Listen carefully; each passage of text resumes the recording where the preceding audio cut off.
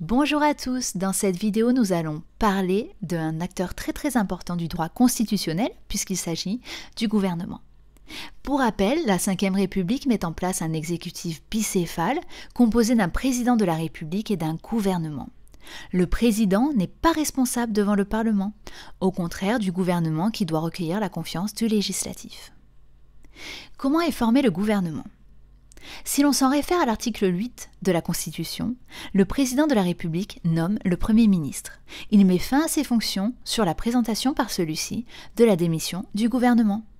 Sur la proposition du Premier ministre, il nomme les autres membres du gouvernement et met fin à leurs fonctions. C'est donc le Premier ministre qui forme son gouvernement après avoir été lui-même nommé par le président de la République. Ce dernier peut nommer Premier ministre qui il veut. Il n'est pas limité à nommer par exemple un parlementaire. En période de cohabitation, c'est-à-dire quand la majorité des députés n'est pas de la même tendance politique que le président de la République, ce choix est plus délicat et plus limité. D'où Jacques Chirac en Premier ministre de François Mitterrand en 1986 ou Lionel Jospin en Premier ministre sous Jacques Chirac en 1997. Le choix des ministres, relevant normalement uniquement du Premier ministre, peut être, et l'a déjà été par le passé, influencé par le président de la République en place. On notera également sous la Ve République l'absence d'investiture parlementaire pour le gouvernement, même si plusieurs gouvernements ont pu poser la question de confiance dans une interprétation de l'article 49 de la Constitution. Celle-ci n'est pas obligatoire pour que le gouvernement puisse exercer ses fonctions. Qui peut être nommé au gouvernement ? L'article 23 est clair, il nous dit que les fonctions de membres du gouvernement sont incompatibles avec l'exercice de tout mandat parlementaire, de toute fonction de représentation professionnelle à caractère national et de tout emploi public ou de toute activité professionnelle. Les ministres ne peuvent donc pas en même temps siéger au Parlement, mais également exercer tout emploi dans la fonction publique ou toute activité professionnelle tout court.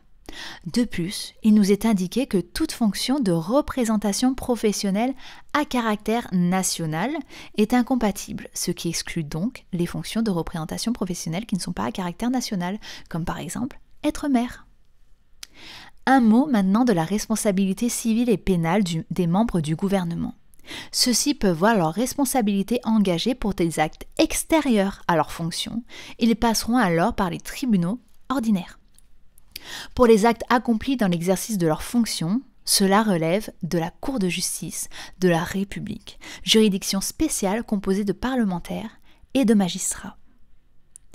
Quelles sont les attributions du gouvernement ? L'article 20 de la Constitution nous dit que le gouvernement détermine et conduit la politique de la nation. Il dispose de l'administration et de la force armée. Il est responsable devant le Parlement dans les conditions et suivant les procédures prévues aux articles 49 et 50. L'article 21 complète. Le Premier ministre dirige l'action du gouvernement. Il est responsable de la défense nationale. Il assure l'exécution des lois. Sous réserve des dispositions de l'article 13, il exerce le pouvoir réglementaire et nomme aux emplois civils et militaires. Il peut déléguer certains de ses pouvoirs au ministre. Intéressons-nous également aux ordonnances de l'article 38 que vous croiserez et recroiserez au cours de vos études de droit.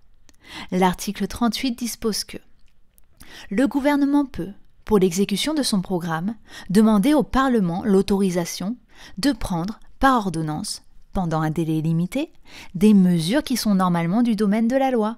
Les ordonnances sont prises en Conseil des ministres après avis du Conseil d'État.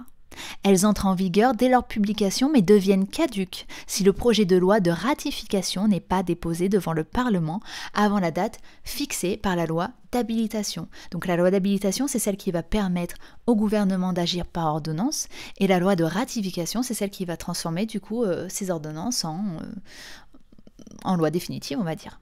Elles ne peuvent être ratifiées que de manière expresse.